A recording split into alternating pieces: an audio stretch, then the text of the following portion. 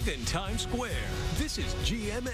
And family feuds over the election. No joke here. Millions of people are sharing how they feel and who they're voting for online, how to cope and stay on speaking terms. One of our young staffers brought this story and said we should do it. And it's happening all over the country. Yep.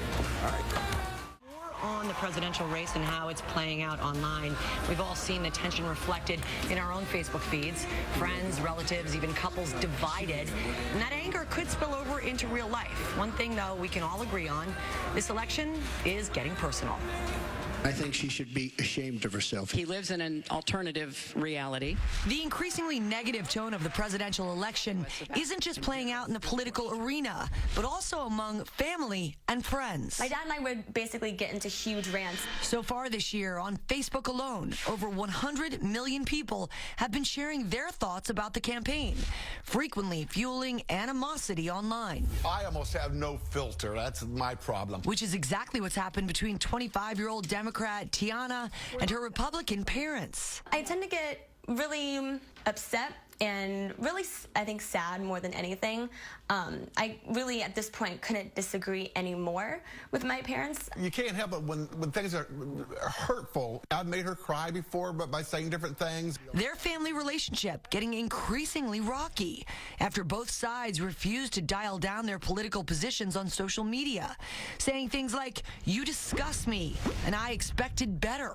Just a few examples of the comments that upset and enraged both sides. I warned him several times, and eventually I blocked him, and he got really upset and really angry. Several times she's blocked me, you know, after we patch and make things up, and I promised not to post on her side again. But we do a little bit of finger pointing, because I always say she posts on mine first. And once you post on mine, you're fair game. It's not surprising that families and friends are getting into feuds on social media. A lot of conversations that used to happen, say, around the dinner table are now being moved to online.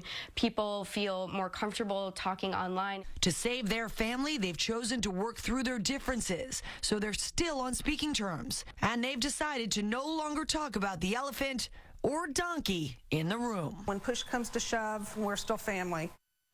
All right, so for more now, psychologist Elizabeth Lombardo is joining us. And Elizabeth, first, welcome. Yeah. Why do you think, in your professional opinion, so many are turning to social media to rant about this election? Yeah, so there's a lot of stress right now, right? The candidates themselves are attacking each other, their character, as opposed to the policies. That increases our stress as we watch that. We're also feeling more powerless. There's a study that just came out of Chapman University that found that the #1 fear in the U.S.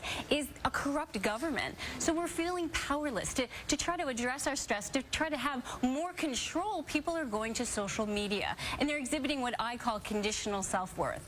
Conditional self-worth means I believe in myself if. I believe in myself if I'm better than you, so I'm going to put you down. I believe in myself if you agree with me. People are posting things on social media to try to feel better about themselves, to try to address their stress, and to get more control. Do you also think it's easier to type than to talk? It's easier to type than to talk, and you say different things when you're typing, when you're not looking at someone face to face, than you ever would if you were looking at them. Definitely. I agree with that. I feel like there's that anonymity that allows you to be bolder. Yes. And sometimes meaner. Yes. So what do you do if you're on the receiving end of this kind of rant? Yeah, so the first thing to do is to ask yourself, you know, what's my motivation? What is my motivation here? If someone is attacking you, simply ignore it. Don't engage with them. And don't engage at all. But if you have a point to make, and you feel this sort of anger bubbling up, take a breath. Yeah. So, you know, ask yourself your motivation. Am I trying to put someone down, or am I trying to share what I'm passionate about? Okay?